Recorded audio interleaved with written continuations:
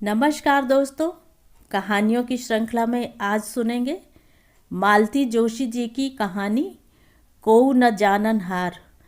लेकिन उससे पहले मेरा आपसे विनम्र अनुरोध है कि अगर मेरे द्वारा सुनाई हुई कहानियाँ आपको अच्छी लगती हैं तो मेरे चैनल को सब्सक्राइब ज़रूर करें, लाइक करें और अपने दोस्तों और परिचितों में शेयर भी करें। बेल आइकन दबाना बिल्कुल भी ना भूलें। आज सुनिए कोऊ न जानन हार। तुम्हारे जीजा जी नहीं रहे। कप में चाय डालते हुए मेरे हाथ अनायास कांप गए। मैंने इनकी ओर प्रश्नार्थक दृष्टि से देखा। अखबार हाथ में लिए ये कुटिल ढंग से मुस्कुरा रहे थे। उस क्षण वे मुझे बड़े अजनबी से लगे। मैंने अखबार उनके हाथ से झपट लिया। पहले ही पृष्ठ पर काले चौखाने में समाचार था। नगर के प्रसिद्ध कपड़ा व्यवसायी रोटेरियन श्री सेठ बनवारी लाल जी का लंबी बीमारी के बाद बम्बई के एक नर्सिंग होम में निधन हो गया। समाचार तो काफ़ी लंबा था, पर और आगे पढ़ने की इच्छा ही नहीं हुई। अखबार को मेज पर पटक कर मैंने कसैले स्वर में कहा, मेरे जीजा जी को परलोकवासी हुए 18 वर्ष बीत गए हैं। आपको शायद मैं बता चुकी हूँ। चौंकने की बारी अब उनकी थी। सॉरी अनु, उन्होंने अपराधी स्वर में कहा और किसी तरह चाय समाप्त कर वहाँ से उठ गए। उनके चेहरे पर पुते अपराध बोध ने बाद में मुझे धिक्कारना शुरू किया। इतना ताव खाने की क्या ज़रूरत थी भला? सब कुछ जानते बूझते भी उन्होंने आज तक इस विषय में कभी कुछ नहीं कहा था। आज ही पता नहीं कैसे इतनी ओछी बात कह गए। पर वे तो पराए ही हैं। हम लोग जो दीदी के परम आत्मीय हैं, हम भी तो इस अपराध से बरी नहीं हैं। हम भी तो दल बांधकर दीदी का न्याय करने बैठ गए थे और उतना बड़ा अन्याय कर डाला था। उसकी टीस अब तक सालती है। हम सब लोग तब अम्मा की तेरही पर भैया के यहाँ इकट्ठे हुए थे। बेचारी अम्मा मन में यह अरमान लिए ही चली गईं कि बेटा उन्हें बेटी की कमाई खाने के पाप से उबार ले और अपने साथ लिवा ले जाए। जिस दिन भैया का रिजल्ट आया था, उसी दिन उन्होंने ऐलान कर दिया था कि अब वे किसी की धौंस नहीं सहेंगी, अपने कमाऊ पूत के पास जाकर रहेंगी। पर वह शुभ दिन कभी आया ही नहीं। सरकार की नई नीति के मुताबिक भैया की पहली पोस्टिंग वज्र देहात में हो गई थी। ढंग से आने जाने का साधन भी नहीं था। कॉलेज से नए नए निकले डॉक्टर 2 वर्ष तक देहातों में खट सकते थे। अधिकांश लोगों ने सरकारी नौकरी से मोह त्याग दिया। जो खाते पीते घर के थे, वह तो अपनी क्लिनिक खोलकर ही बैठ गए। कुछ पैसा कमाने के लिए खाड़ी के देशों में चले गए। भैया मन मारकर नौकरी करते रहे, पर जब भी घर आते अपनी दुर्दशा का बखान कर अम्मा को रुला रुला देते थे। अम्मा ने लाख कहा, मुझे साथ ले चल, कम से कम खाने पीने का तो आराम हो जाएगा। भैया कानों पर हाथ रख लेते, तुम्हारी छुआछूत वहाँ कौन संभालेगा? और फिर रोज़ तो तुम्हें बीमार होना है। तू डॉक्टर जो साथ होगा, मैं तुम्हें देखूंगा या अपने मरीजों को? और फिर गांव में ना ढंग की दवाई मिलती है, ना इंजेक्शन मिलते हैं। शहर ले जाना चाहो तो ढंग की सवारी भी नहीं है। ना बाबा, कल को तुम्हें कुछ हो गया तो ये बहनें मुझे नोच खाएंगी। अम्मा बेचारी तो बेटे के हाथ से मरने को भी तैयार थीं, पर बेटा दूसरी ही उधेड़-बुन में था। लगातार कोशिश करने के बाद उन्हें आखिर पीजी में एडमिशन मिल ही गया। फिर से पढ़ाई की बात सुनकर अम्मा को तो काट मार गया जैसे। पर भैया ने उन्हें समझा दिया कि आजकल एमबीबीएस की डिग्री को कोई टके सेर भी नहीं पूछता, और फिर इस पढ़ाई में तो वेतन भी मिलता है। और अम्मा का मन रखने के लिए भैया स्टाइपेंड के रुपए मिलते ही 5-50 उन्हें जेब खर्च के लिए थमा देते। अम्मा धन्य हो जाती। उनका सोया हुआ आत्मसम्मान फिर जाग उठता। वह नहीं जानती थी कि भैया इसका दोगुना दीदी से वसूल लेते थे। एमडी करते करते पता नहीं कब भैया अपने एक प्रोफेसर की नज़रों में चढ़ गए। उनके बहनोई को एक ऐसे ही होनहार डॉक्टर की तलाश थी, जो उनका क्लिनिक भी देखे और उनकी इकलौती बेटी का हाथ भी थाम सके। उनके दोनों बेटे विदेशों में जाकर बस गए थे। ना उन्हें देश में रुचि थी, ना पिता के फलते फूलते व्यवसाय में। बस चट मंगनी पट ब्याह वाली बात हो गई। हम लोगों को कुछ सोचने का मौका ही नहीं मिला। अम्मा तो इतने अच्छे रिश्ते की बात सुनकर ही गदगद हो गई थी। दोनों कुलों में आज तक ना तो ऐसी शानदार शादी हुई थी, ना ऐसा जोरदार दहेज आया था। देखने वालों की आंखें फटी की फटी रह गई थीं। लेकिन शादी के बाद भाभी तो घर में आई नहीं। हाँ, भैया जरूर ससुराल चले गए। जाते समय भाभी अपना सारा सामान बटोर कर ले गईं। एक तिनका भी यहाँ नहीं छोड़ा। घर फिर वैसे का वैसा निराभरण अकिंचन रह गया। और इस बार तो भैया भी चले गए।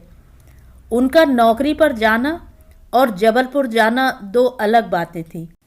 वे जब ग्राम कुल्था के लोगों को चिकित्सा सुविधाएं दे रहे थे, तब वे और हम सब छुट्टियों की आशा लगाए रहते थे। अम्मा उनकी पसंद की कोई चीज़ बनते ही रो पड़ती थी।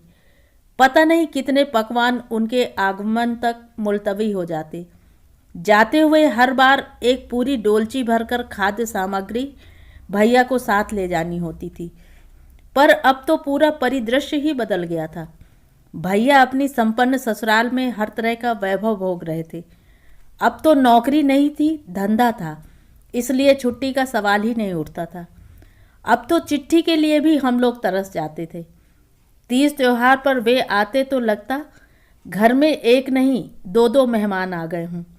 भाभी हर बार आते समय ढेर सारी मिठाइयाँ लाती, सबके लिए कीमती साड़ियाँ और तोहफे लाती। पर हम लोगों के संबंध औपचारिक ही बने रहे। उनमें स्नेह की स्निग्धता आ ही नहीं सकी। भैया अम्मा के लिए दवाइयों का बक्सा ही ले आते, पर अम्मा की दुखी आत्मा बेटे के स्नेहिल स्पर्श के लिए तरस कर रह जाती। 2-4 दिन धूमधाम मचाकर वे लोग चले जाते और घर पहले से अधिक सूना हो जाता। भैया की शादी के बाद अम्मा ने बड़े बड़े सपने संजोए थे, पर हाथ कुछ नहीं आया। हर बार बेटे को विदा करते समय मन महसूस कर रह जाती वे। बुढ़ापा बेटे की छांव में कट जाता तो अच्छा था, पर समधियाने में जाकर कैसे रहें। सामने तो कुछ कहने की हिम्मत नहीं पड़ती थी, मौका भी नहीं मिलता था। पर बाद में मुझसे चिट्ठी लिखवाती कि बेटे अब अपना घर बार बसाओ। ससुराल में 4 दिन की पहुनई अच्छी लगती है, 30 दिन रहने से मान घटता है। ऐसी 3-4 चिट्ठियों के बाद एक बार भैया ने मुझे ही डांट कर लिख दिया था, यह क्या उलझुल लिखा करती हो तुम? जानती नहीं यहाँ सब लोग पढ़ते हैं, कम से कम मुक्ता तो पढ़ती ही है। और अलग घर बसाना क्या इतना सरल है? 1800 तो किराए के लिए चाहिए। तुम्हारी भाभी को लेकर किसी दड़बे में तो नहीं रह सकता। ज़रा पैर जमने तो दो मेरे। और पैर जमाने के लिए उन्हें 4-5 साल लग गए। इस बीच टिंकू और पिंकी भी आ गए। फिर उन लोगों का आना और भी कम होता चला गया, क्योंकि छोटे छोटे बच्चों को लेकर इतनी दूर का सफ़र भाभी के लिए मुश्किल था। जिन दिनों भैया अपने नए बंगले में शिफ्ट हुए, उन्हीं दिनों यह तनु दीदी का कांड हो गया। पूरे 1 महीने तक सारा घर परेशान रहा। सबकी भूख प्यास गायब हो गई थी। उनकी शादी के बाद ही सबने राहत की सांस ली। छुट्टी के बाद वापस लौटते हुए भैया ने साफ कह दिया, अम्मा अब तुम अनु को निपटाकर मेरे पास आना। दीदी तो दिन भर घर में रहती नहीं, तुम भी नहीं रहोगी तो, और फिर यहाँ रहकर तुम ठीक से घर बार भी देख सकोगी। वहाँ तो मुझे समय नहीं मिलेगा। मतलब यह कि वे अम्मा को ले जाने के लिए तैयार थे, पर अनु भी साथ जाए ये गवारा नहीं था। कुछ तो अम्मा तनु दीदी के कांड से बौखलाई हुई थी, कुछ उन्हें बेटे के पास जाने की भी उतावली थी। उन्होंने मेरी शादी की ऐसी जल्दी मचाई कि बीए भी नहीं करने दिया। 10-5 लोगों से कह सुनकर मेरा ब्याह पक्का कर ही डाला। विदा वाले दिन मैंने आंखों में आंसू भरकर भाभी से कहा था, अम्मा को अपने साथ ले जाना भाभी, यहाँ वह बहुत अकेली पड़ जाएंगी। दीदी से उनकी एक पल को भी नहीं बनती। ले जाएंगे भाई, भाभी ने मेरे गाल थपथपा कर कहा था। आखिर हम ही तो ले जाएंगे, दूसरा कौन बैठा है। उनके स्वर में इकलौती पुत्रवधू होने की बेजारी साफ झलक रही थी। पर अम्मा का जाना टलता ही रहा और फिर एक दिन अचानक उन्होंने खाट पकड़ ली। उन्हें लकवा मार गया था। भैया भाभी दौड़े दौड़े आए। उन्होंने रुपयों की बरसात करके डॉक्टरों की एक पूरी फौज जुटाई। दिन भर के लिए नर्स का भी इंतजाम कर दिया और लौट गए। जाते जाते अम्मा को आश्वस्त कर गए कि सफ़र के लायक होते ही मैं तुम्हें ले जाऊंगा। पर इतने बड़े आश्वासन के बावजूद भी अम्मा का चेहरा वैसा ही भावहीन बना रहा। ना तो वे रोईं और ना मुस्कुराईं। इस कड़वे सत्य को जैसे उन्होंने पचा लिया था कि बेटे के घर में अब उनके लिए स्थान नहीं है। उन 2 सालों में 3-4 बार उनके पास रह आई थी। उनका निस्सहाय लाचार व्यक्तित्व देखकर रोना आता था, पर अम्मा एकदम शांत हो गई थी। न रोना, न बिसूरना, न शिकायत, न उलाहना। नियति से जैसे उन्होंने समझौता कर लिया था। बेटे बहू ने जीते जी अम्मा को सुख नहीं दिया, पर उनकी मृत्यु को जरूर संवार दिया। ऐसी शान से अर्थी उठी कि देखने वाले दंग रह गए। पाई पाई दांत से पकड़ने वाली अम्मा पर सैकड़ों के सिक्के लुटाए गए। 50 किलो तो फूल आए थे। पुरानी सी शॉल और बची खुची ऊन के स्वेटर में ठिठुरने वाली अम्मा को कश्मीरी दुशाला उड़ाकर विदा किया गया था। वहाँ से लौटने के बाद चंदन की लकड़ी और शुद्ध घी का हिसाब भी किसी ने बताया था। सभी अद्भुत था। उस रात आंसू पोंछते हुए भाभी बोली, बेचारी अम्मा जी अपनी जिम्मेदारियों से, अपनी बीमारियों से खुद ही जूझती रहीं, चाह कर भी हमारे पास नहीं आ सकी। अब कम से कम उनका श्राद्ध तो बेटे के घर होने दो, हम लोगों को इतनी सेवा का मौका तो दो। नाते रिश्तेदार सुशीला बहू के वचन सुनकर गदगद हो गए थे। फिर बहस की गुंजाइश ही नहीं रही। तीसरे के बाद हम सब मैं लाओ लश्कर जबलपुर चले आए। तनु दीदी बड़ी दुष्ट हैं। बोली, भाभी का वहाँ छोटे से घर में उस पुरातन माहौल में दम घुट रहा होगा, तभी तो यह प्रेम उमड़ा है। खैर कुछ भी हो, भैया भाभी ने अंतिम संस्कारों में दिल खोलकर खर्च किया, कोई कोर कसर नहीं रहने दी। जिस बंगले ने अम्मा के दीनहीन व्यक्तित्व को सदा नकारा था, वहाँ अब उनका एक एनलार्ज चित्र बड़ी प्रतिष्ठा के साथ लगा हुआ था। 13 दिन तक वहाँ फोटो के सामने भजन होता रहा। रोज गरुड़ पुराण बाँचा गया। अम्मा तो कभी तीर्थ यात्रा पर जा नहीं सकी, पर उनका अस्थि कलश धूमधाम से संगम में विसर्जित हुआ। वे हमेशा अपनी झलगी खटिया पर जीर्ण शीर्ण बिस्तर में सोती रहीं, पर ब्राह्मणों को सेमल की रुई के गद्दे, तकिए और मखमल की रजाइयाँ दी गईं। एक ठो सनमाइका का पलंग भी बनवा देते। तनु दीदी ने चिढ़कर कहा था। मैंने ही तब बड़ी मुश्किल से उन्हें चुप कराया था। भाभी हमारे यहाँ हमेशा मेहमान बनकर ही आती रहीं। एक कप चाय भी बनाकर दे देती तो अम्मा जैसे धन्य हो जाती। पर इस समय पता नहीं उनमें कहाँ से उत्साह आ गया था। नौकरों की फौज साथ लेकर दौड़ दौड़ कर सब व्यवस्था कर रही थी। गहमा गहमी ऐसी थी जैसे कोई शादी का घर हो। श्राद्ध वाले दिन तो सचमुच उत्सव का सा वातावरण था। भाभी की माँ तो कहती भी जा रही थी, अरे ये तो खुशी का मौका है, बड़े बूढ़ों की मौत का कोई मातम थोड़े ही मनता है। फिर बहन जी तो अपने सारे फर्ज पूरे करके गई हैं। सब बाल बच्चे ठिकाने से लग गए। अब तो भरे दरबार में चले जाना ही अच्छा था। बेचारी अपने कष्टों से भी मुक्ति पा गईं। भाई कोई कितनी ही सेवा करे, अपना कष्ट आप ही झेलना पड़ता है। उनका यह वेदांत सुन सुनकर हम लोगों के कान पक गए थे। उस माहौल में अम्मा के लिए आंसू बहाना भी मजाक लगता था। 13 वाले दिन सेठ जी भी पधारे थे। उन्होंने आयोजन में हाथ भी बटाया था, पर जिस अपनत्व का वे प्रदर्शन कर रहे थे उसका दशांश भी उन्हें नहीं मिला। उन्हें देखते ही भैया भाभी के मुंह फूल गए थे। उनका उखड़ा मूड देखकर नाते रिश्तेदारों में खुसुर फुसुर शुरू हो गई थी। सेठ जी शायद वापसी का रिजर्वेशन करवाकर ही आए थे। वे उसी रात बिलासपुर एक्सप्रेस से लौट गए। उन्हें छोड़ने कोई स्टेशन तो क्या जाता, भैया दरवाजे पर भी नहीं आए। सिर दर्द का बहाना करके लेटे रहे।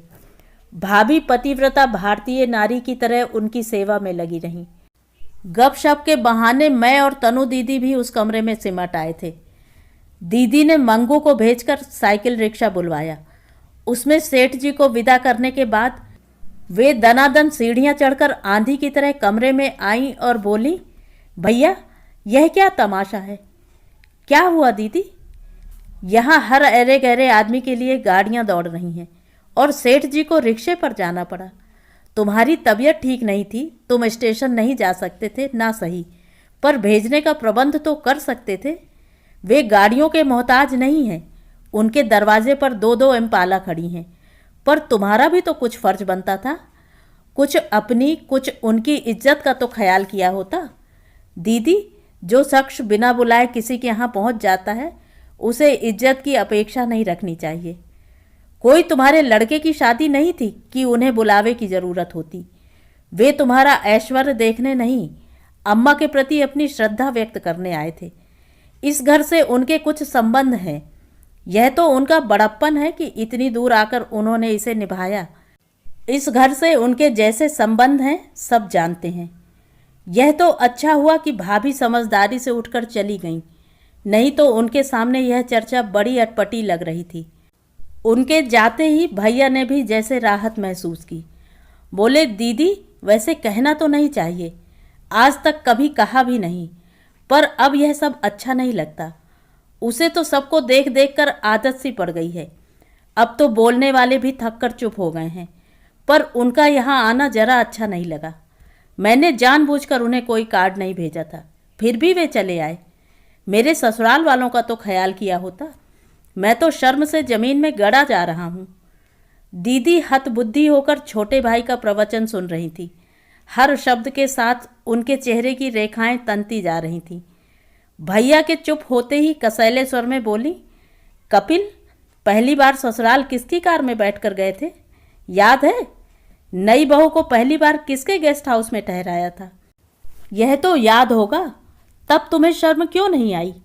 इतने ही शर्मदार थे तो पीएमटी की परीक्षा में बार बार क्यों बैठते रहे? कहीं क्लर्क क्यों नहीं बन गए? डॉक्टरी पढ़ना क्या ऐसा जरूरी था? और लगी लगाई नौकरी छोड़कर दोबारा कॉलेज ज्वाइन करते हुए भी तुम्हें शर्म नहीं आई थी? अब किस बात पर आ रही है? मेरी मजबूरी को समझने की कोशिश करो दीदी। अब तक मैंने कभी कुछ कहा है? नहीं कहा है तो कोई एहसान नहीं किया भैया। सब कुछ देख सुनकर भी तुम और तुम्हारी अम्मा आंखों पर पट्टी क्यों बांधे रहीं? तुम्हें हर कीमत पर डॉक्टर बनना था, लड़कियों को अच्छे घरों में ब्याहना था। इसके लिए पैसा कहाँ से आएगा, कैसे आएगा, इसकी तुम लोगों को कोई चिंता नहीं थी। आज तुम्हारे सब काम पूरे हो गए हैं, तुमने अपने पैर जमा लिए हैं, बहनों से भी फारिग हो चुके हो और अब तो अम्मा को भी फूंक आए हो। अब आराम से बैठकर बड़ी बहन को ऊंच नीच समझा सकते हो, उस पर शर्म कर सकते हो जिसने तुम्हारे लिए अपना सर्वस्व त्याग दिया। भैया का चेहरा इतना सा निकल आया। तनु को शायद दया आ गई। बोली, भैया को गलत मत समझो दीदी, उन्हें हमें सबको आप पर नाज है। आपके त्याग और तपस्या को तो हम कभी भुला ही नहीं सकते, पर अपने ससुराल वालों का तो ख्याल करना पड़ता है ना। उनके मुंह तो हम बंद नहीं कर सकते। अरे वाह, सूप बोला तो बोला, अब छलनी भी बोलने लगी। क्या कहते हैं तुम्हारे ससुराल वाले? तुम्हारे मुछंदर ससुर ने जब 30,000 के लिए मुंह फाड़ा था तब नहीं सोचा कि ये बिना बाप के बच्चे हैं, इतना पैसा कहाँ से देंगे? और तुम्हारा यह गोबर गणेश सतीश, प्रेम करते समय तो होश नहीं था, शादी की बात उठते ही लल्लू जी माँ के आंचल तले छुप गए, बाप के आज्ञाकारी पुत्र बन गए। तनु, याद रखो कि यदि उस समय मैंने भी हाथ खींच लिया होता तो तुम्हारी मुनमुन आज किसी अनाथालय में होती, या क्या पता उसे पैदा ही नहीं होने दिया जाता। तुम्हारी अम्मा ने अपने बच्चे पालने के लिए मेरे अजन्मे बच्चे को मरवा डाला था, पर मैंने ऐसा नहीं होने दिया। तुम्हारी अम्मा ने, ये बार बार तुम्हारी अम्मा क्यों कह रही हो दीदी? क्या वह तुम्हारी माँ नहीं थी? नहीं, मेरी माँ तो बाबूजी के साथ ही विदा हो गई।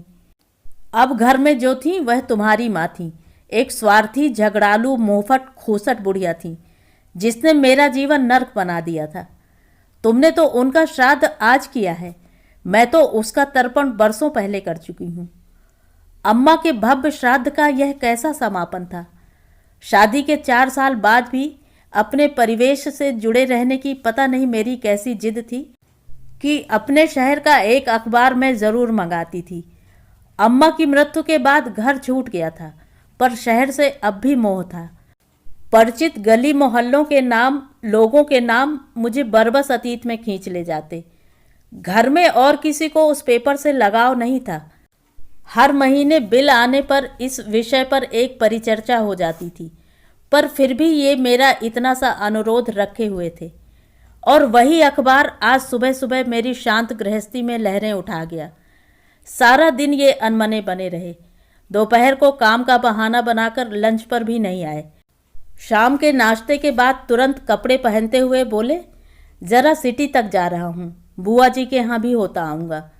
नाश्ता बहुत हैवी हो गया है, खाने पर इंतज़ार मत करना। मैं कहना चाह रही थी कि आप क्यों घर से भागे भागे फिर रहे हैं? आपने क्या किया है? क्या मैंने आपसे कुछ कहा है? पर ऐसी बातें कहने सुनने का भी एक समय होता है। मैंने भी इस संधि प्रस्ताव को रात तक के लिए मुलतवी कर दिया, पर जैसे ही इन्होंने स्कूटर बाहर निकाला और उस पर बड़ी अदा के साथ सवार हुए, मेरा मन फिर फुफकार उठा। अपनी शादी की वह शर्मनाक घटना याद आ गई। मेहमानों से खचाखच भरा सजा संवरा शामियाना बारात की आतुरता से प्रतीक्षा कर रहा था, पर 9 बजे के बाद भी उन लोगों का कोई अता पता नहीं था। आतुरता धीरे धीरे आशंका में बदलने लगी, क्योंकि जनवासे से जो भी लौटता यही कहता कि वहाँ तो सब आराम से पसरे हुए हैं, बारात चढ़ने के कोई लक्षण नजर नहीं आ रहे। आखिर 9:30 बजे संदेश मिला कि पहले स्कूटर की बात हो जाए तभी जयमाल होगी। हम सब तो स्तब्ध रह गए। रिश्ता तय करते समय ऐसी कोई बात नहीं हुई थी, पर इस तर्क पर कोई कान ही नहीं दे रहा था। बाराती तो क्या, घराती भी कह रहे थे कि इंजीनियर दूल्हे को स्कूटर तो मिलना ही चाहिए। इसमें पहले से क्या तय करना है? इतनी समझ तो सबको होती है, खासकर तब जबकि वे लोग हार्ड कैश भी नहीं ले रहे हैं। मेरी मौसी, चाची, बुआ वगैरह सब फुसफुसा रही थी कि इतनी ऊंची छलांग लगाने की क्या ज़रूरत थी, घर वर तो हैसियत से ही देखना चाहिए। इस मौके पर अम्मा ने वही किया जिसकी उनसे अपेक्षा थी। वे दहाड़ मार कर रो पड़ी। हाय, आज बिटिया के बाप जिंदा होते तो यह फजीहत क्यों होती। भैया एकदम चिढ़ गए, बोले, अम्मा ये ताना किसे दे रही हो तुम? क्या कसर छोड़ी है हमने? तुमने तो बहू को मंगलसूत्र के अलावा एक छल्ला भी नहीं पहनाया, पर उसने अपना 5-5 तोला सोना दोनों लड़कियों को दिया है। फ्रिज समेत सारा सामान दे रहे हैं, 10-20 हजार ऊपर से लगा रहे हैं। और क्या करें? रुपए क्या मेरे यहाँ पेड़ों पर फलते हैं? हाँ, पहले से पता होता तो कुछ इंतजाम भी कर लेते, पर वे तो अड़ गए हैं। या तो स्कूटर दो या पैसे, अभी इसी वक्त। मुझे भी ताव आ गया। सारी लाज शर्म छोड़कर मैंने कहा, भैया लौटा दो बारात, ऐसे लालचियों के यहाँ मुझे शादी नहीं करनी है। तुम उनकी फरमाइशें कहाँ तक पूरी करोगे? मैं कुंवारी रह लूँगी, पढ़ी लिखी हूँ, नौकरी करके पेट भर लूँगी। अपने ओजस्वी भाषण पर मैं स्वयं ही मुग्ध हुई जा रही थी कि दीदी की कड़कदार आवाज़ सुनाई दी, तुम लोग अब चुप भी रहोगे या तमाशा ही किए जाओगे? और फिर अपने सदा के संयत धीमे स्वर में बोली, शांत हो जाओ, सब व्यवस्था हो गई है। व्यवस्था क्या हुई है यह तो मैं उस समय नहीं जान सकी, पर व्यवस्था किसने की है यह अंदाज़ा मुझे था, इसीलिए मैं निश्चिंत हो गई थी। हम लोगों का एक ही आधार स्तंभ था, सेठ जी। हर प्रकार के संकट में उनका ही सहारा था। उस दिन भी उन्होंने ही हमारी प्रतिष्ठा बचाई थी। उतनी रात को एक दोस्त का शोरूम खुलवाकर वे नई गाड़ी उठा लाए थे और वर पक्ष के मुंह पर दे मारी थी। सेठ जी का सौम्य, शांत, सुदर्शन, वैभव और विद्वता से दमकता व्यक्तित्व याद आते ही मन कैसा हो उठा। हाय, ये सेठ जी हैं? भाभी ने जब पहली बार उन्हें देखा था तो चिहूक उठी थी। मैं तो समझी कि कोई पगड़धारी, मुच्छड़, बड़ी तोंद वाले आसामी होंगे। ये तो वकील या प्रोफेसर लगते हैं। किसी कोने से सेठ नजर नहीं आते। हम लोगों को भी तब पहली बार एहसास हुआ कि उनका व्यक्तित्व नाम के जरा भी अनुरूप नहीं है। पैतृक व्यवसाय संभाले हुए थे, इसीलिए वे सेठ जी थे। वैसे एमए इंग्लिश की डिग्री उनके पास थी। यही नहीं, वे कला मर्मज्ञ और संगीत प्रेमी भी थे। उनके पास दुर्लभ रिकॉर्ड्स का संकलन था और उनकी लाइब्रेरी चर्चा का विषय थी। उनकी गृहस्थी अनमेल विवाह का एक उत्कृष्ट उदाहरण थी। पत्नी साधारण रूप रंग वाली स्कूली शिक्षा प्राप्त गृहिणी थी, पर वह अपने साथ अपार संपत्ति लाई थीं। परिवार की डगमगाती नाव को उन्होंने ही सहारा दिया था। साथ में एक एक करके 4 कुलदीपक भी दिए थे, इसीलिए बड़ी ठसक से रहती थीं। बड़ी सेठानी जी अक्सर मंदिर आते जाते अम्मा के पास थोड़ी देर बैठ लेती थीं। तब वे बहू के उद्दंड स्वभाव की, बेटे की अपार सहनशीलता की गाथा सुनाकर मन हल्का कर लेती थीं।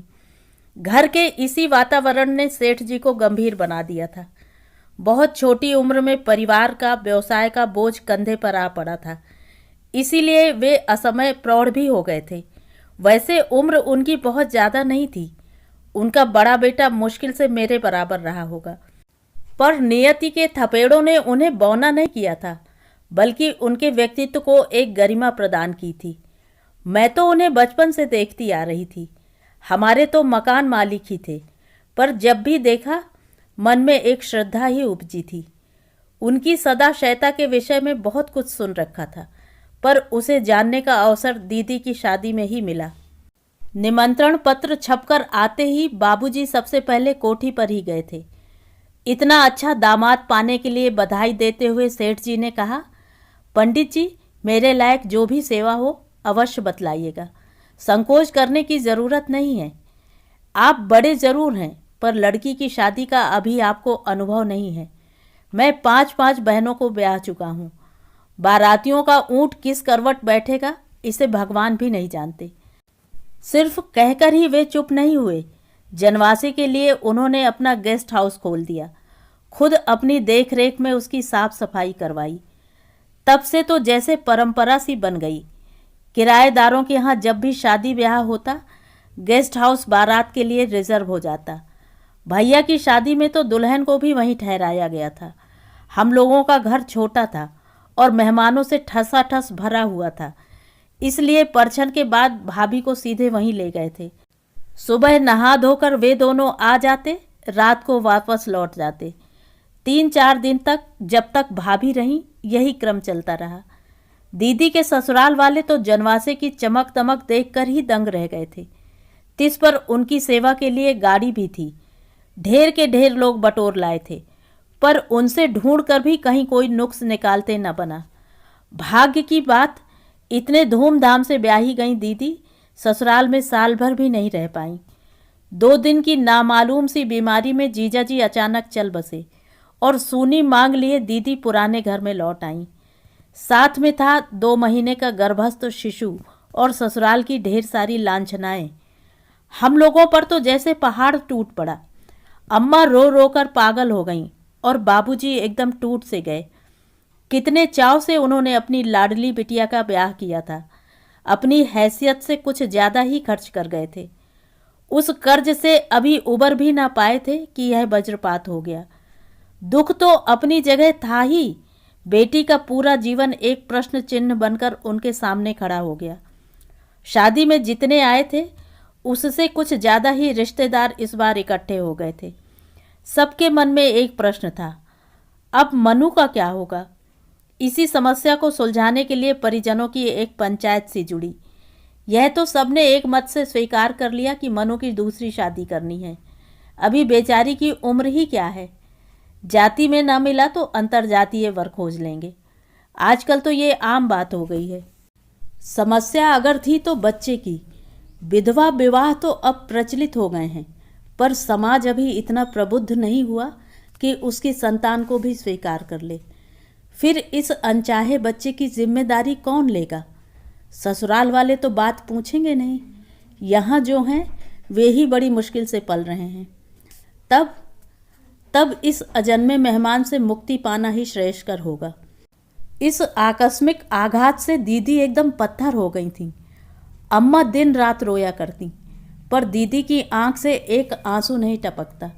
वे चुपचाप एक कोने में बैठी शून्य में ताकती रहती। उनके गर्भ में पलने वाला वह जीव उन्हें बेहद परेशान किए हुए था। एक बूंद पानी भी नहीं पीने दे रहा था, पर वही शायद उनका सबसे बड़ा संबल था।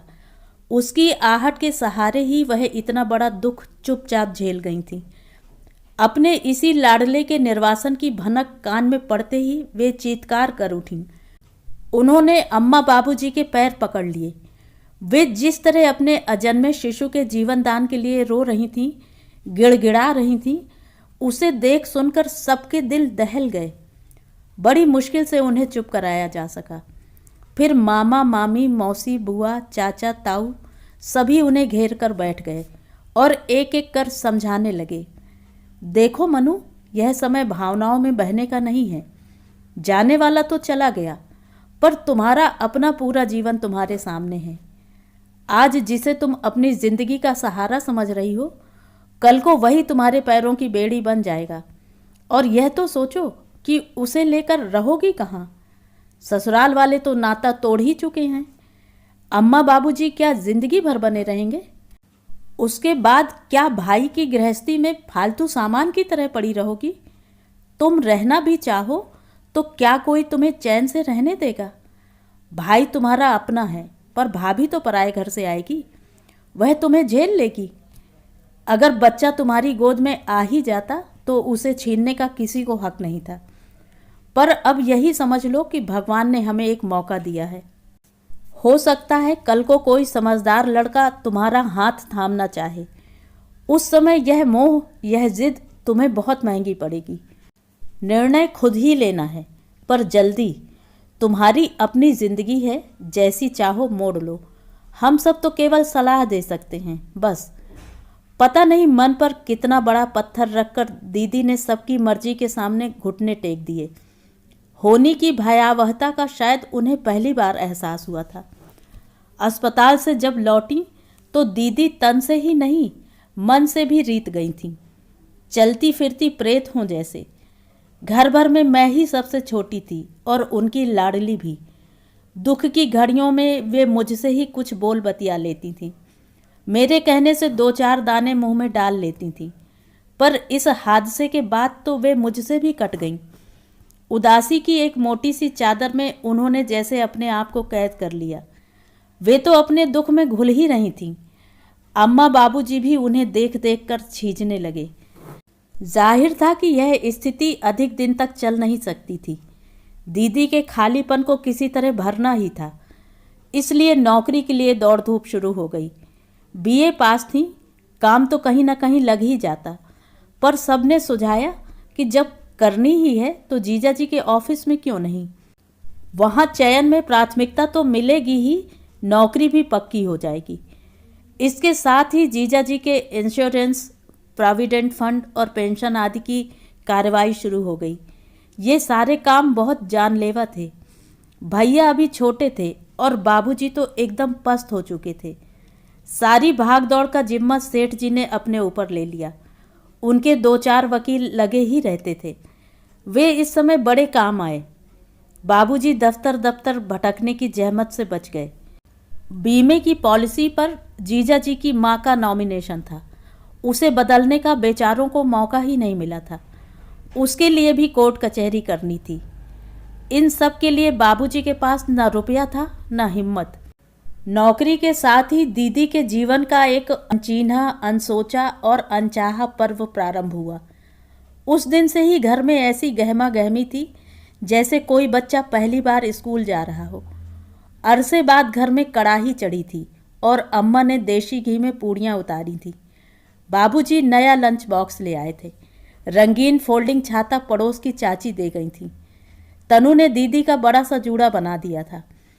अम्मा ने बॉम्बे डाइंग की एक प्यारी सी साड़ी पहनने के लिए निकाल दी थी।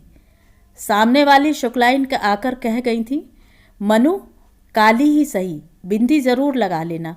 बेकार किसी की सहानुभूति बटोरने की ज़रूरत नहीं। और फिर हर सामने वाला व्यक्ति दूध का धुला नहीं होता। ऐसे में बिंदी रक्षा कवच का काम करती है। दीदी बिना किसी प्रतिवाद के सबकी सुन रही थी, सबके मन की कर रही थी।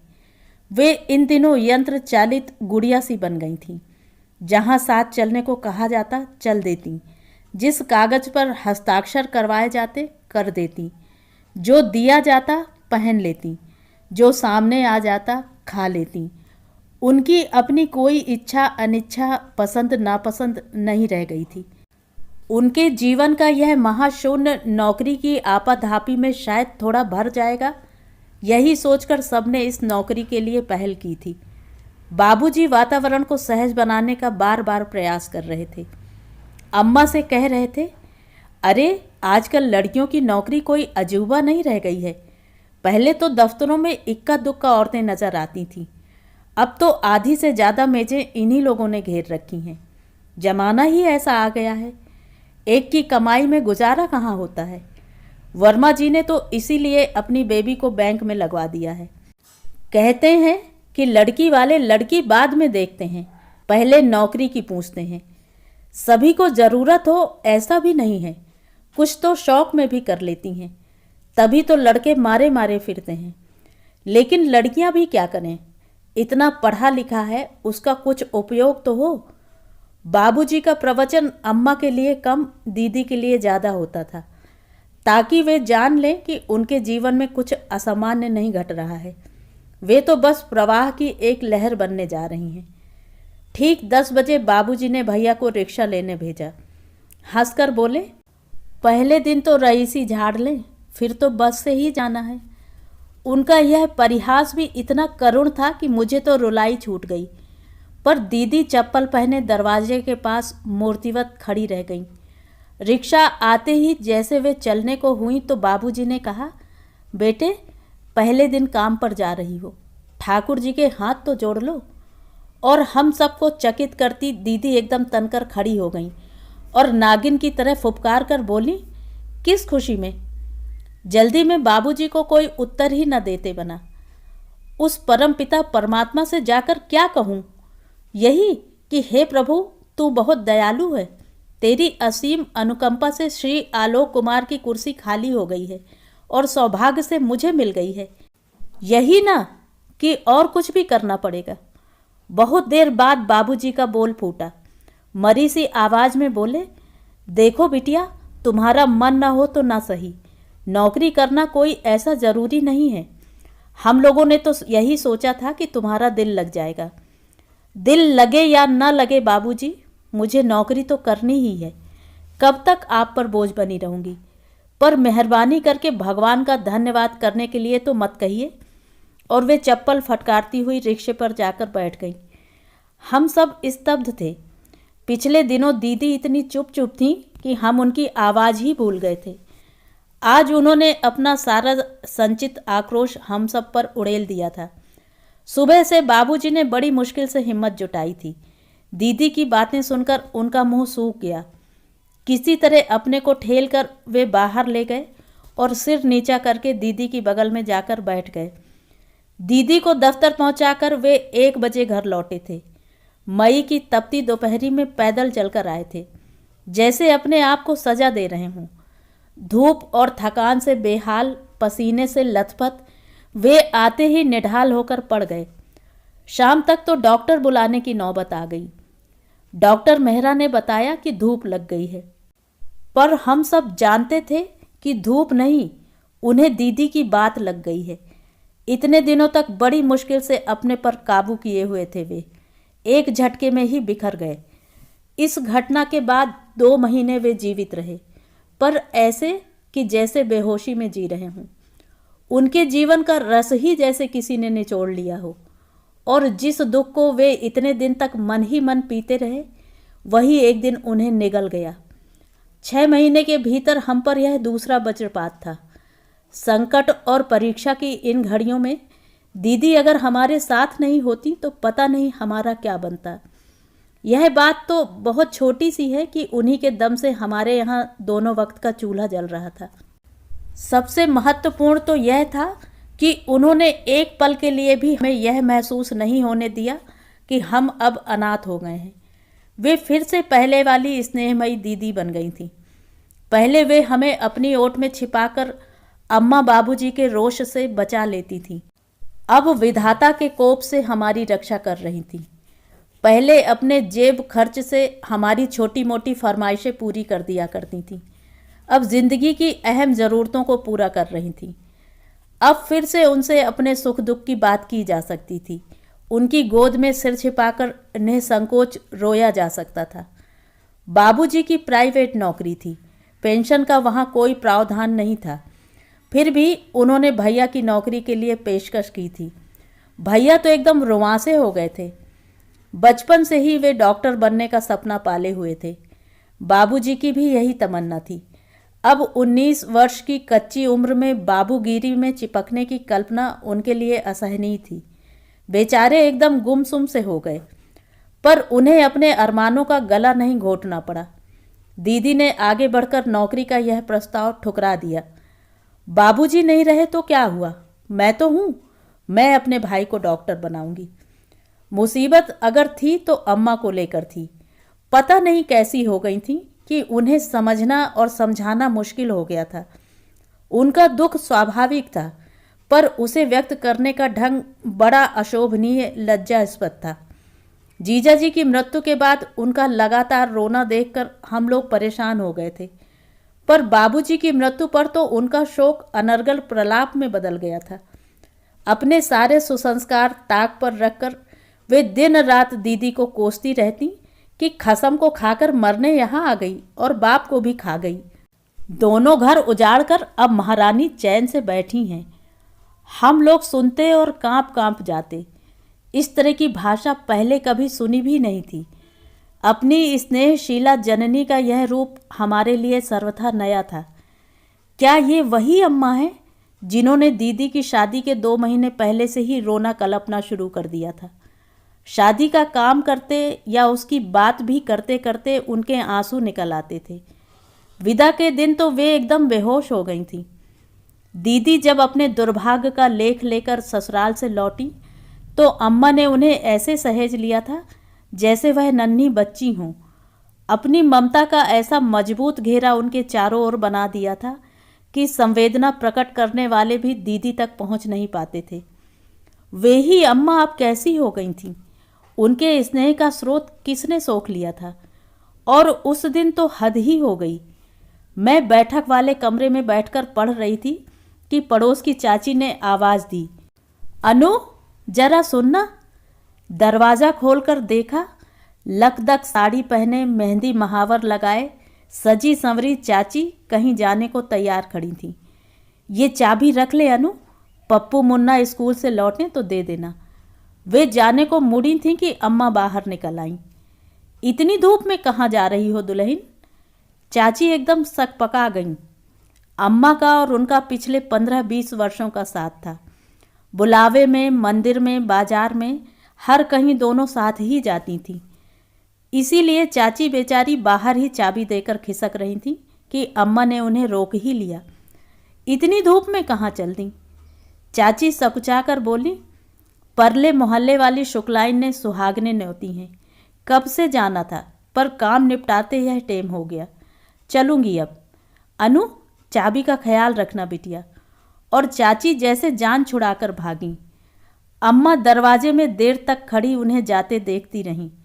बाबूजी की मृत्यु के बाद से अम्मा ने घर के बाहर पैर नहीं दिया था, पर पास पड़ोस की खोज खबर रखने की आदत वे नहीं छोड़ पाई थी। चाची जब तक दिखाई देती रहीं, अम्मा उन्हें देखती रहीं। उनके गली में ओझल होते ही वे पछाड़ खाकर जमीन पर गिर पड़ीं और भूमि पर लोट लोट कर रोने लगीं। मैं तो एकदम घबरा गई। तनु दीदी भी भीतर से दौड़कर आ गईं। क्या हुआ अम्मा? हम दोनों पूछती रह गईं, पर ना उन्होंने कोई उत्तर दिया, ना ही उनकी रुलाई का वेग कम हुआ। शाम 5 साढ़े 5 बजे दीदी थकी हारी दफ्तर से लौटीं। अम्मा उस समय भी अस्त व्यस्त अवस्था में नंगे फर्श पर पड़ी हुई थी। क्या हुआ? दीदी ने घबरा कर पूछा। अम्मा एकदम उठ बैठी। अब होने को और क्या बाकी रह गया है करमजली? पता नहीं किस को घड़ी में अपनी सूनी मांग लेकर घर में घुसी थी कि मेरा भी श्रृंगार छिन गया। निगोड़ी मुझे भी अपने जैसा कर गई। हम तीनों जैसे पत्थर हो गईं। हम तो यही समझे थे कि बाबूजी के वियोग में अम्मा पगला गई हैं, पर शायद उससे भी बड़ा दुख था सुहागिन की उपाधि का छिन जाना। कितनी ठसक के साथ शादी ब्याह में, मुंडन कंछेदन में जाती थी, वह अधिकार छिन गया। अपनी इस हताशा को वे इतने निर्मम ढंग से दीदी पर थोपेंगी, किसने सोचा था? पूरी शाम घर में सन्नाटा सा रहा।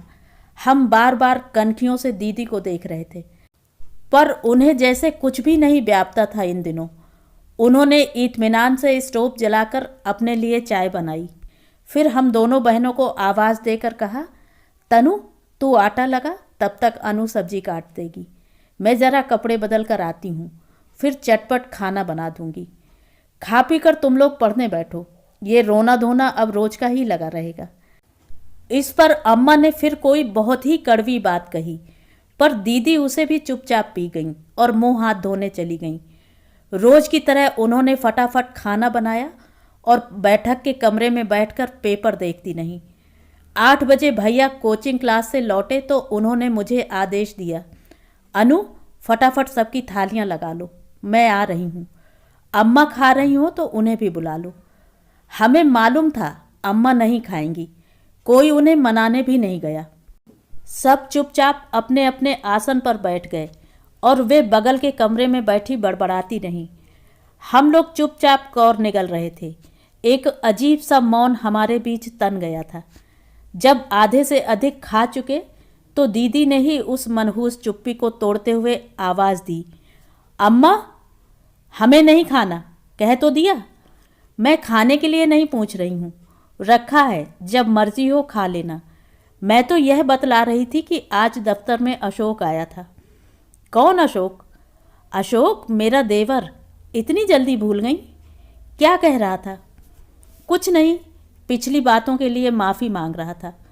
कह रहा था माँ ने बुलाया है, पापा भी याद कर रहे हैं। अम्मा अब बहुत देर तक उदासीन नहीं रह सकीं। उठकर रसोई में आ गईं और वहीं फर्श पर बैठकर बोलीं, अब बड़ी याद आ रही है। तब तो अपशकुनी कुलक्षणी जाने क्या क्या कहकर घर से निकाल ही दिया था। उनका क्या दोष है अम्मा? जवान जहान बेटा इस तरह अचानक चला गया। उनके दुख की कोई सीमा है? ऐसे में कहने सुनने का होश किसे रहता है? अशोक क्या कह रहा था? कहा तो माफ़ी मांग रहा था, घर चलने की जिद कर रहा था, पिछली बातों पर पछता रहा था। वाह, बड़ा पछतावा हो रहा है अब। तुम्हारे बाप के मरने पर कोई झांकने भी नहीं आया। इतना सा व्यवहार भी तब निभाते न बना, अब बड़ा प्यार आ रहा है। प्यार क्यों नहीं आएगा अम्मा? उनके बेटे की 250 रुपये पेंशन मंजूर हुई है, 15,000 इंश्योरेंस मिलेगा। लोग बाग सब खबर रखते हैं और ठीक भी है। उनके बेटे की कमाई है, पहला हक उन्हीं का बनता है। सब लोग मन ही मन हिसाब लगाने लगे। 15,000 एक मुश्त, 250 रुपये पेंशन और दीदी की तनख्वाह। हमारी इसी उधेड़ बुन को बीच में रोककर भैया ने कहा, तुम्हारा पैसा है दीदी, जिसे चाहे दे दो, पर उन लोगों ने तुम्हारे साथ जो सलूक किया है उसे मत भूलना। मेरी याददाश्त बहुत अच्छी है कपिल, मैं किसी का भी व्यवहार नहीं भूलनी हूँ। इसीलिए आज तुम सबके सामने यह बात रख रही हूँ। मैंने तो सोचा था कि अपना जीवन बर्बाद हो गया, कोई बात नहीं, मैं बाबूजी की जगह ले लूँगी, उनके सपनों को आकार दूंगी, तुम्हें डॉक्टर बनाऊंगी, इन दोनों का ब्याह करूंगी। पर मेरे यहाँ रहने से अम्मा का कलेजा दिन रात जलता है। सोचती हूँ वहीं चली जाऊं। ताने उलाहने तो दोनों जगह सुनना है, तब अपने घर में ही क्यों न रहूं। हम सबका कौर हाथ में ही रह गया। दीदी चली जाएंगी, मतलब ये जो रूखा सूखा दोनों वक्त मिल रहा था उसके भी लाले पड़ जाएंगे।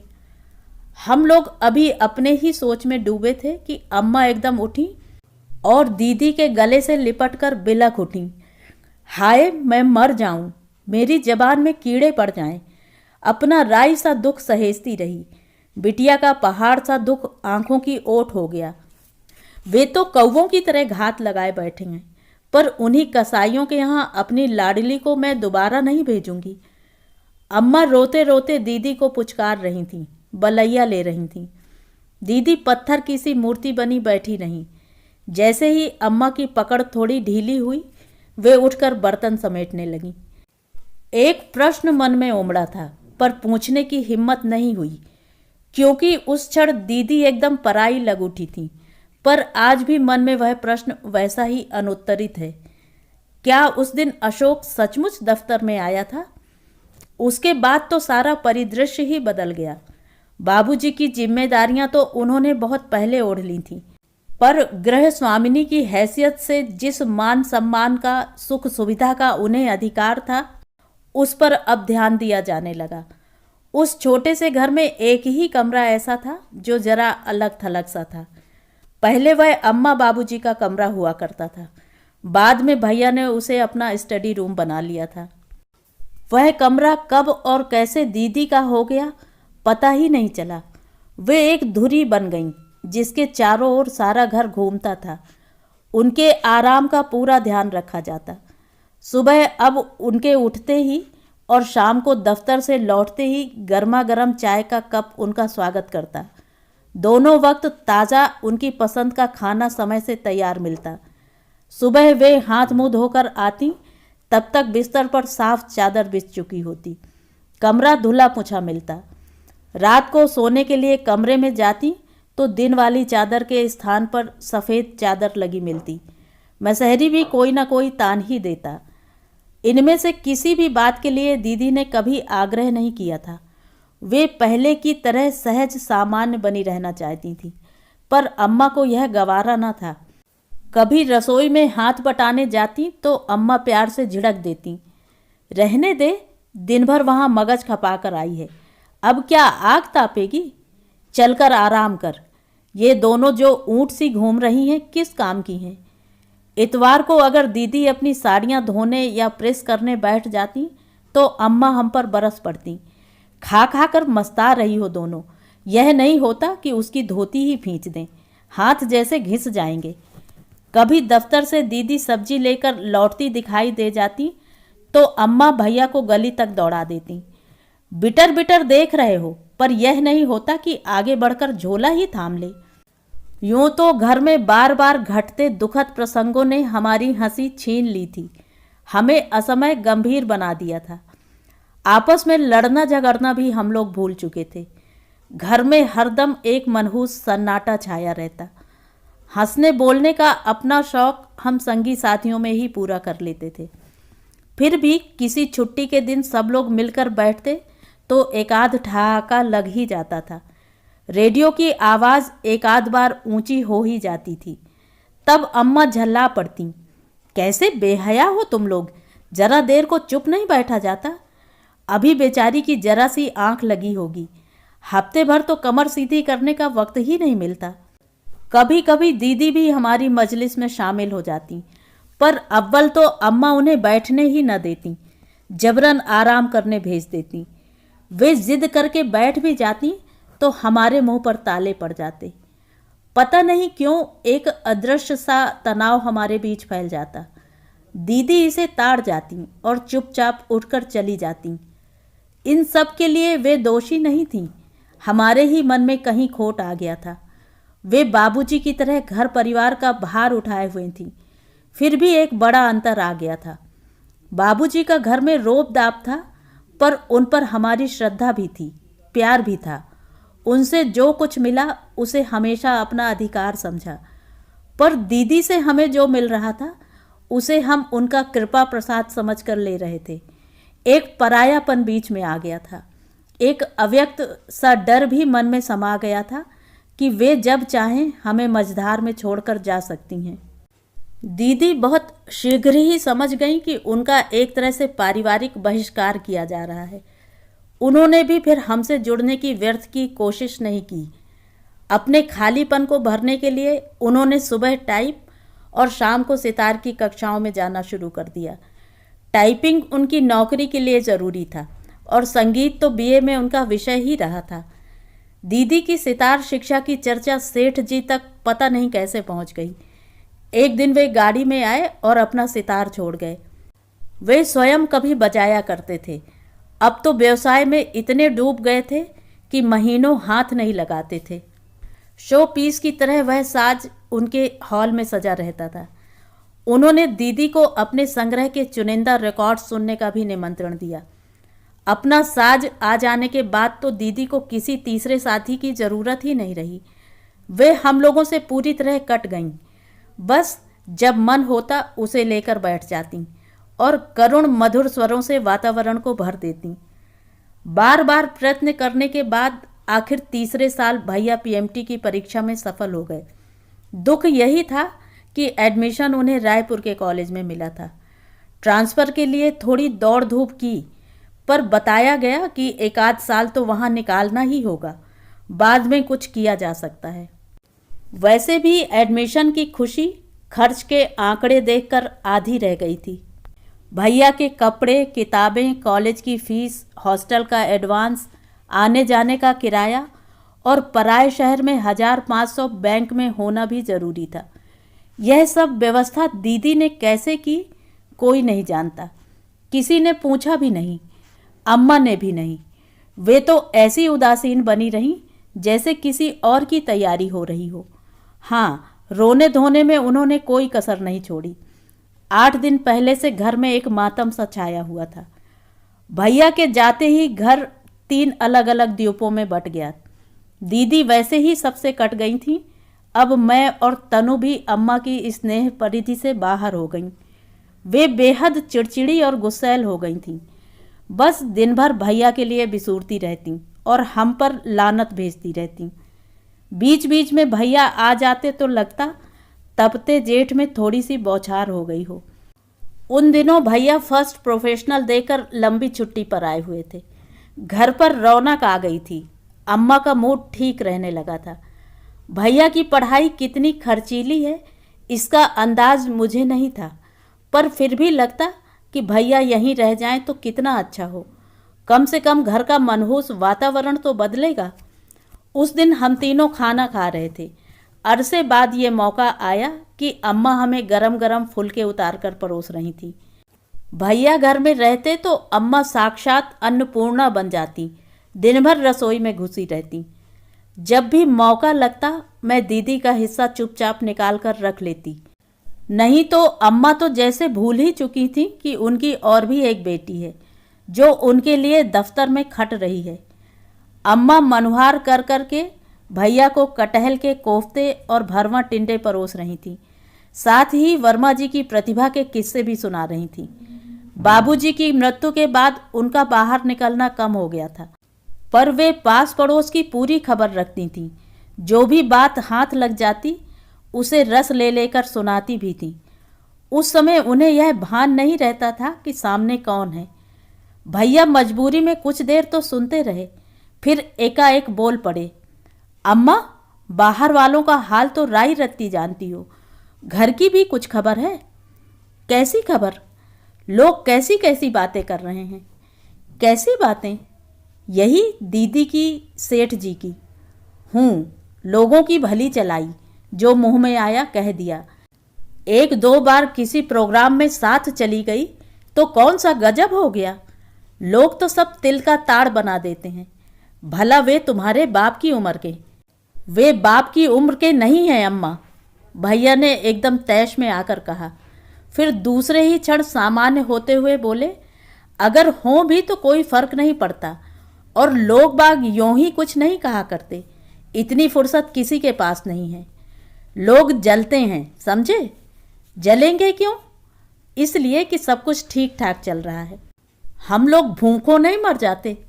तुम्हारी पढ़ाई लिखाई छूट जाती तो सबको ठंडक पड़ जाती, पर ऐसा हुआ नहीं ना, इसीलिए सबको मिर्ची लग रही है। फिर भी अम्मा, देखो बेटा, तुम्हारे बाप मरे थे तो ये लोग कहाँ मुँह छिपा गए थे। इतना बड़ा खानदान है, पर किसी ने 5 पैसों को नहीं पूछा।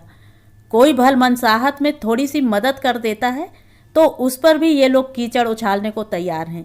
सच, मेरी तो ऐसी जान जलती है कि बस। तनु दीदी सदा की मुंहफट एकदम से बोल उठी, अम्मा, हम लोग दीदी की शादी क्यों नहीं कर देते? हम सब आवाक होकर उनका मुंह देखते रह गए। अम्मा बस क्षण भर को चुप रही होंगी। बोली, शादी कर देंगे तो खाएंगे क्या? उनके इस 2 टूक प्रश्न का हमारे पास कोई उत्तर नहीं था, लेकिन उस क्षण अम्मा के प्रति ऐसी वितृष्णा हुई कि शब्दों में बांधी नहीं जा सकती। तनु दीदी भी कमर कसे बैठी थी।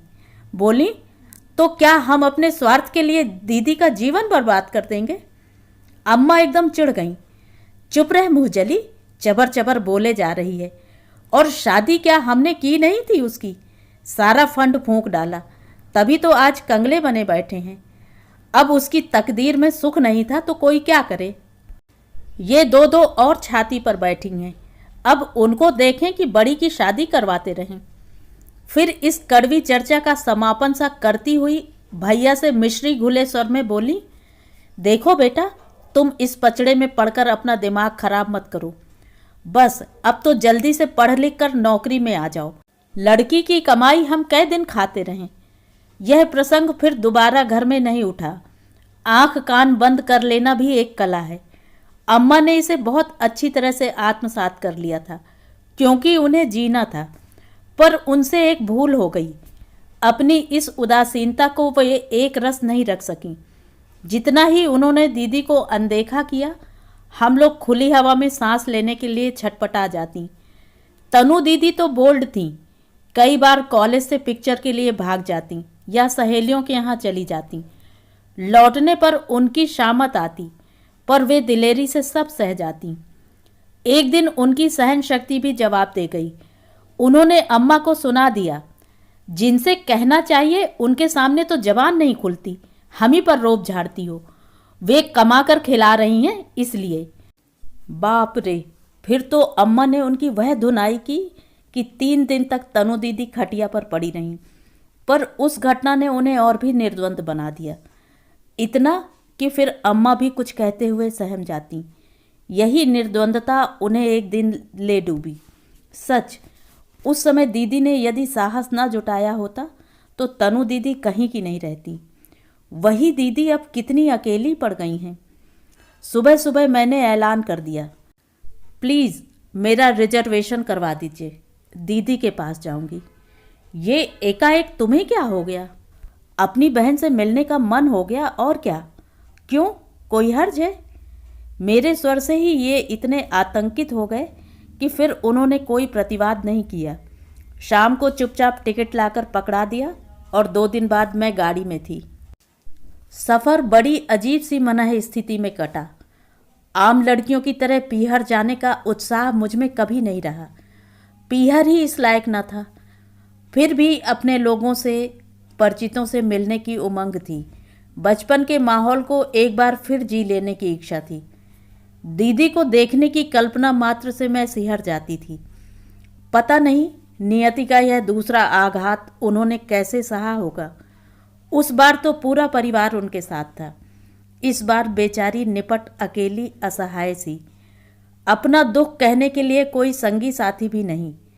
कभी सोचती बुलबुल को साथ लाकर मैंने अच्छा नहीं किया, पर इतनी सी बच्ची को छोड़ती भी कहाँ। हो भी सकता है कि उसकी किलकारियों से, तोतली बोली से दीदी का मन बहल जाए। अजीब सा असमंजस था। घर पहुंचने की ललक भी थी और डर भी लग रहा था। रिक्शे में बैठी तो घड़ी की ओर ध्यान गया। हाय, अभी तो सिर्फ 4 बजे थे। 1 घंटा प्रतीक्षा करनी पड़ेगी। पड़ोस की चाची को बोर करना पड़ेगा। रिक्शा रुकते ही दूर से घर दिखाई दे गया। दरवाजे पर ताला नहीं था। बड़ी राहत महसूस हुई। मैं भी कैसी पागल थी। भला ऐसी मनह स्थिति में उनका दफ्तर जाना संभव था? एक हाथ में बुलबुल और दूसरे में अटैची लेकर हाँफती हुई दरवाजे के सामने जा खड़ी हुई और दिल धक से रह गया। वहाँ तो किन्हीं कमल किशोर जी की तख्ती लटक रही थी। मुझे ज़्यादा देर सोचना नहीं पड़ा। रिक्शे की आवाज़ सुनकर चाची बाहर निकल आई थीं। वे ही मुझे हाथ पकड़कर अपने घर ले गईं। घर पहुंचकर उन्होंने मुझे अंक में भर लिया और रो रो कर बलैयाँ लेने लगीं। बेचारी बुलबुल पहले तो हक्की बक्की सी यह नज़ारा देखती रही, फिर वह भी पंचम सुर में रो उठी। तब कहीं जाकर मुझे होश आया। तब तक भाभी चाय बनाकर ले आई थी।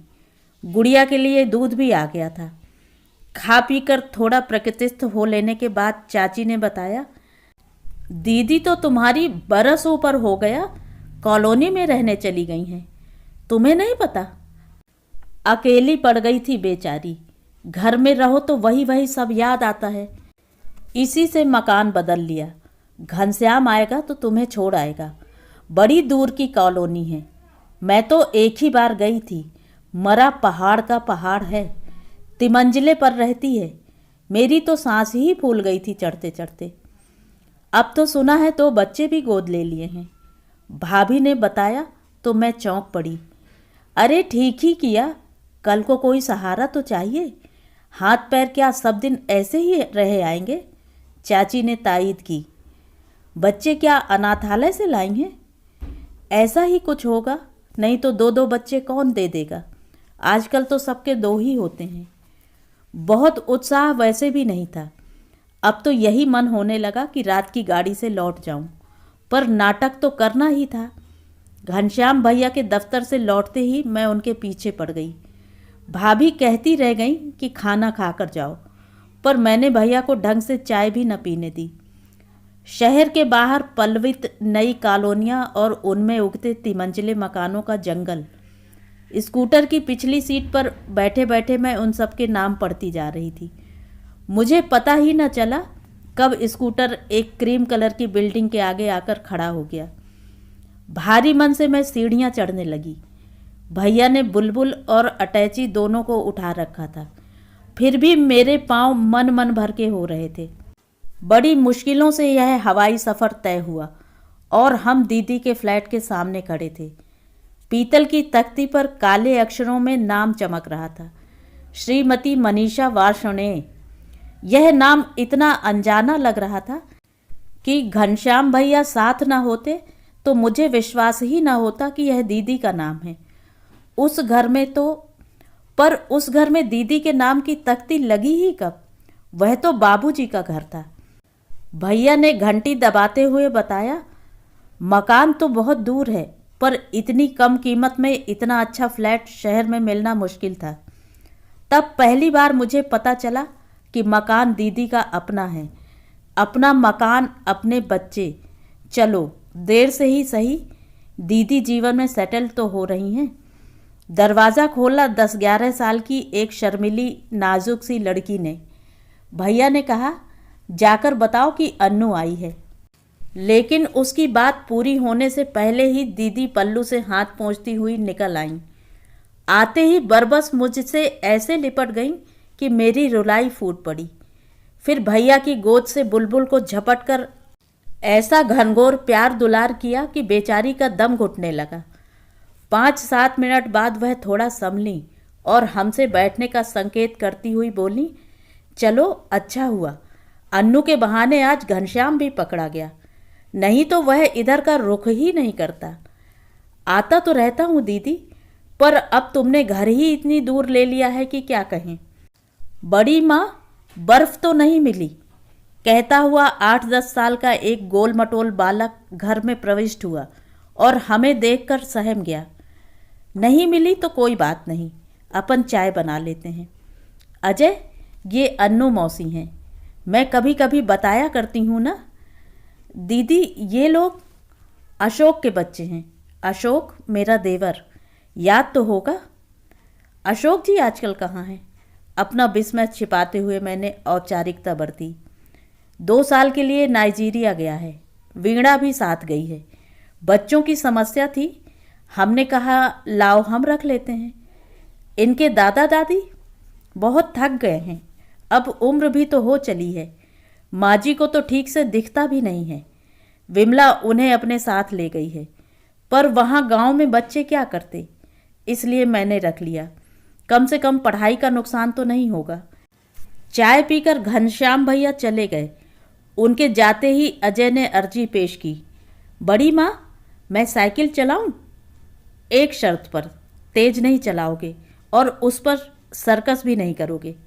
मैं यहाँ ऊपर बालकनी से देख रही हूँ। उसके जाते ही अंजू ने पूछा, हम गुड़िया को पारुल के यहाँ ले जाएं? गिराओगी तो नहीं? पर पहले फ्रॉक तो बदल लो, सुबह से सिलबिल सी घूम रही हो।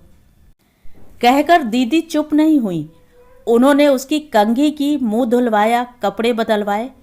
मैं एक कोने में बैठी चुपचाप उन्हें देखती रही। बचपन में यह सब करवाने का अधिकार मेरा था, पर वे दिन अब कितनी दूर निकल गए। बच्चों के जाते ही मैंने कहा, बच्चे तुम्हें आंटी क्यों नहीं कहते? बड़ी माँ तो बड़ा आउटडेटेड लगता है। मुझे तो बड़ा अच्छा लगता है, किसी तरह ही सही माँ होने का बोध तो कराता है। दीदी ने शायद यह बात सहज भाव से ही कही हो, पर मैं सहम कर रह गई। उनके अजन्मे शिशु की याद मन में कौंध गई।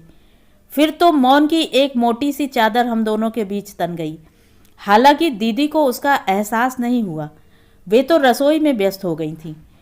उन्हें इस रूप में बरसों बाद देखा था। उनका गुनगुनाते हुए आटा गूंदना, सब्जी की डलिया उलट पुलट करना, मसाला पीसना, सब बड़ा अजीब सा लग रहा था। वहाँ तो कभी उन्हें हाथ लगाने की ज़रूरत नहीं पड़ी। मैं और तनु दीदी सब काम निपटा देती थी। मेरी शादी के 2 महीने पहले से एक महाराजिन रख ली गई थी, जो अंत तक रही। अम्मा को उसके हाथ का खाना कभी नहीं भाया।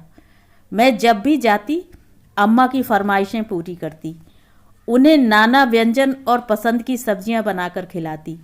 पर मेरे जाने के बाद फिर वही झींकना शुरू हो जाता।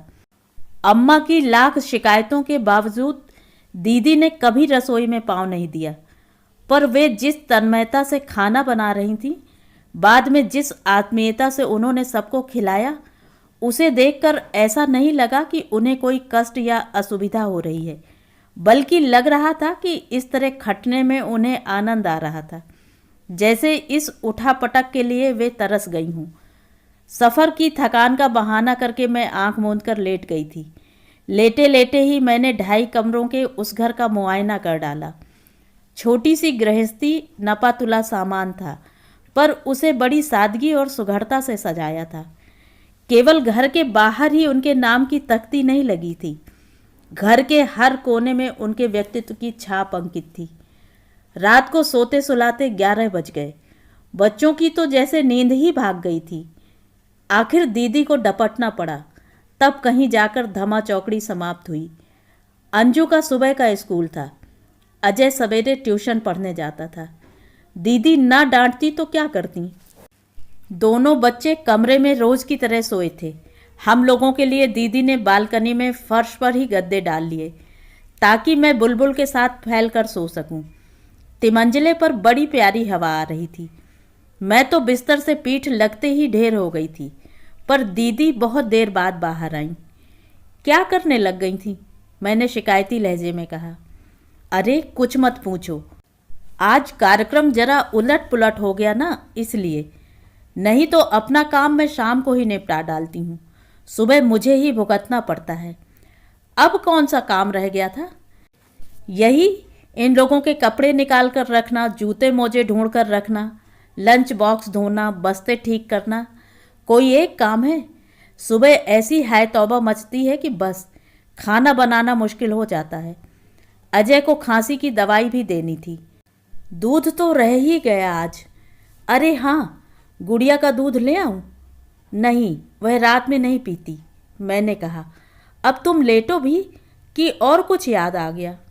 नहीं, कुछ नहीं, दीदी ने कहा और लेट गईं। मैं एकटक उन्हें देख रही थी। क्या देख रही है? देख नहीं रही, सोच रही हूँ। क्या? यही कि अशोक की बहू ने तुम पर विश्वास किया था तो ठीक ही किया था। अनु, वे शांत स्वर में बोली, विश्वास कोई एक दिन में तो नहीं पैदा हो जाता। यही तो सोच रही हूँ। तुम्हें ठीक से जानने समझने का अवसर उन लोगों को कब और कैसे मिला, वह एक लंबी कहानी है। तो सुनाओ ना, मैंने बच्चों की तरह मचल कर कहा। कुछ देर चुप रहने के बाद दीदी ने कहना प्रारंभ किया। बहुत पुरानी बात है अनु, भैया तब शायद रायपुर में पढ़ता था। छुट्टियों में आया तो ब्लेजर के लिए जिद पकड़ गया। उसे लेकर एक दिन हल्दीप ड्रेसिंग हॉल जाना ही पड़ा। बाप रे, वह तो बहुत बड़ी दुकान है, भीतर जाते ही डर लगता है। मैंने आश्चर्य से कहा। डर तो लगता ही था, पर क्या करती, भैया की जिद थी। वैसे भी मुझे पुरुषों के कपड़ों की परख नहीं थी, मैं तो केवल पर्स साथ लेकर गई थी। कपिल जब तक कपड़ा देख रहा था, मैं उस सजी धजी दुकान को, उसके फैशनेबल खरीदारों को देखती रही कि अचानक मेरी नज़र अशोक पर पड़ी। अशोक? हाँ, उन अनगिनत काउंटर्स में से एक पर खड़ा वह ग्राहक को कपड़ा दिखा रहा था। मुझ पर नज़र पड़ते ही उसका मुंह शर्म से लाल हो गया। उसकी वह मानसिक यंत्रणा मुझसे न झेली गई और मैं बाहर निकल आई। उस दिन फिर कपड़ा खरीदना न हो सका। भैया लाख भुनभुनाता रहा, पर दोबारा किसी दुकान में पांव देने का मेरा साहस नहीं हुआ। यंत्र चालित सी मैं घर का रास्ता नापती रही। पूरे रास्ते अशोक का शर्म से झुका चेहरा मेरा पीछा करता रहा। उस रात मैं सो नहीं सकी। शादी वाले वे सुनहरे दिन याद आते रहे। वह राम लक्ष्मण की जोड़ी आंखों में घूमती रही। अशोक के कितने कितने रूप स्मृति की खिड़कियों से झांकते रहे। दिन भर मेरे आगे पीछे डोलने वाला अशोक, भैया तक मेरी फरमाइशें पहुंचाने वाला अशोक, पापा से मेरी सिफारिश करने वाला अशोक, मेरा पक्ष लेकर अपनी माँ से भिड़ जाने वाला अशोक, और दुख की उन घड़ियों में छाया की तरह साथ रहने वाला अशोक।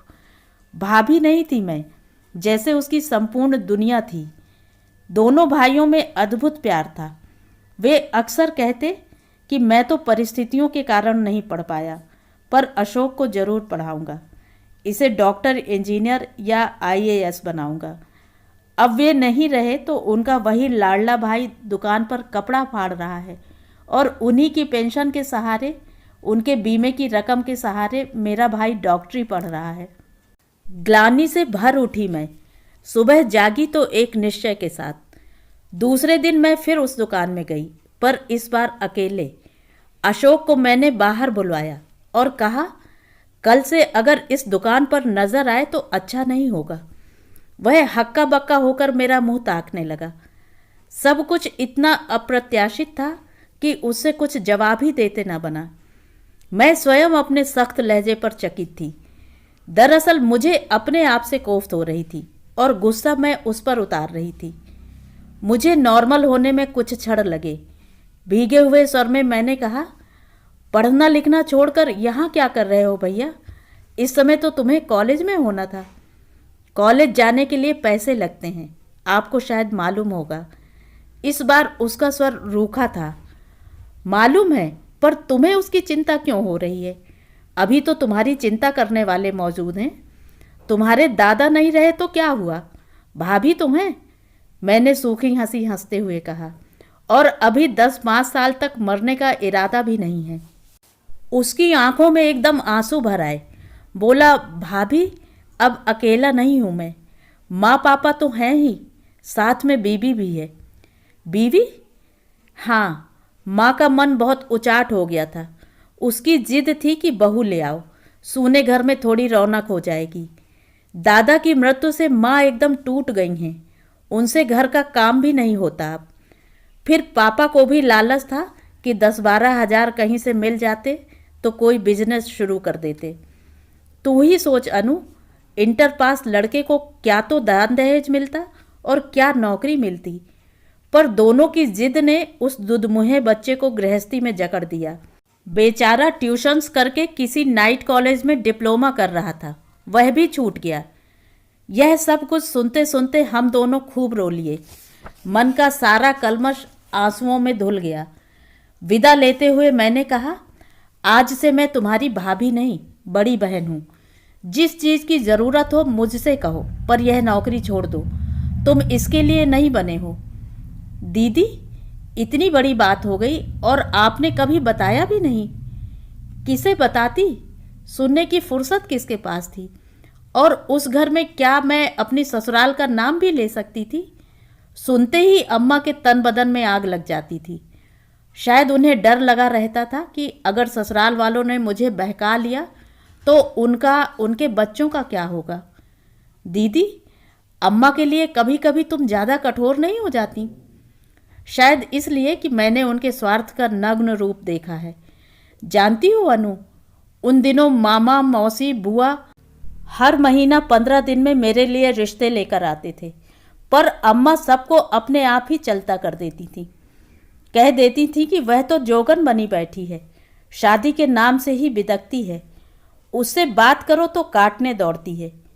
अगर उस समय मुझ तक बात आती तो शायद मैं स्वयं मना कर देती। मुझे भी बहनों की चिंता थी, भाई के करियर का ख्याल था, पर मुझे एक मौका तो दिया होता। हर बार इतना बड़ा झूठ बोलने की क्या ज़रूरत थी? कैसे अचरज की बात है अनु, अशोक को सिर्फ मैंने उसका हक दिया, पर उसने उपकार समझकर ग्रहण किया और जीवन भर के लिए मेरा ऋणी हो गया। दोनों मुझे पूजते हैं, पर जिनके लिए मैंने अपना जीवन उत्सर्ग कर दिया वे तो इसे अपना अधिकार मानकर बैठे हुए हैं। चोट एकदम सीधी थी, इसलिए तिलमिलाकर मैंने कहा, उपकार तो सब मानते हैं दीदी, हाँ कहने का ढंग हर एक के पास नहीं होता। और मैं सोचती हूँ कि स्वार्थ जहाँ जितना गहरा होता है, भाषा भी उतनी ही लच्छेदार बन जाती है। मेरा तीर भी निशाने पर लगा है। दीदी एकदम तड़प गईं। बोली, मुझसे किसी का क्या स्वार्थ है, जरा सुनूं तो। कौन सी स्टेट है मेरे पास जो कोई मेरी खुशामद करेगा? ले देकर यही 2 कमरे हैं, कहो तो तुम्हारी बिटिया के नाम कर दूं। छोड़ जाओ इसे मेरे पास। दीदी अपनी बात पूरी कर भी न पाई थी कि मैंने अनायास ही बगल में सोई बुलबुल को जोरों से भींच लिया। मेरी इस बचकानी हरकत पर दीदी को हंसी आ गई। बोली, अपना बच्चा दूसरों को सौंपना इतना आसान नहीं है देवी जी, उसके लिए बहुत बड़ा कलेजा चाहिए। अब बच्ची को तो छोड़, उसका दम घुट रहा है, कोई नहीं छीनेगा उसे, इत्मीनान रखो। झेप कर मैंने अपनी पकड़ ढीली कर दी। उसके घुंघराले बालों पर उंगलियां फेरते हुए दीदी बोली, स्वार्थ से ही सही कोई अपना तो कहे, मैं तो प्यार की भूखी हूँ रे। अब ये कोई मौका नहीं था, पर मैं तो बेवकूफ़ी पर ही उतर आई थी। बिना किसी भूमिका के पट से कह बैठी, दीदी पेपर में सेठ जी के बारे में पढ़ा, सच बहुत अफसोस हुआ। वे एकदम चौंक पड़ी, फिर सीधे मेरी आंखों में देखते हुए बोली, ओह मातम पुरसी करने आई हो। अब इस बात का क्या जवाब हो सकता था, पर मैंने भी सोच लिया कि जब बात उठाई ही है तो पूरी कह डालना ही श्रेयस्कर होगा। सच कहूँ दीदी, खबर पढ़ने के बाद से बस तुम्हारे बारे में ही सोचती रही हूँ। दुख की इन घड़ियों में तुम निपट अकेली हो, यह सोचकर ही मन कांप उठता था, इसीलिए तो दौड़ी चली आई। तुम आई हो तो अच्छा ही लगा है अनु, पर इतना परेशान होने की ज़रूरत नहीं थी। देख तो लिया कि मैं निपट अकेली नहीं हूँ, और ये अकेलापन क्या आज का है, अब तो इसकी आदत सी हो गई है। अपमान से मेरे आंसू निकल आए। शाम से जैसे कोई लगातार मुझे छल रहा है। मैं तो मूर्तिवत सांत्वना बनकर दौड़ी आई थी।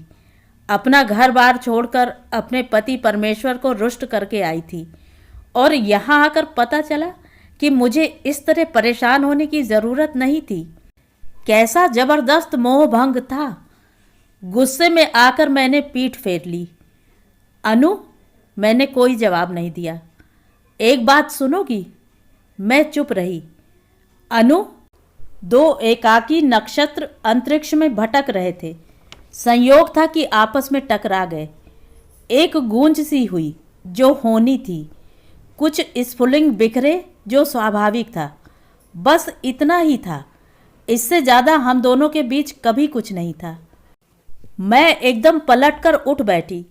मैं देखना चाह रही थी कि यह बात कहते हुए दीदी का चेहरा कैसा लग रहा है, पर नहीं देख पाई। इस बार उन्होंने पीठ फेर ली थी और नाइट लैंप का मध्यम प्रकाश उन तक पहुंच नहीं पा रहा था। तो ये थी कहानी। कहानी आपको कैसी लगी कमेंट करके ज़रूर बताएं।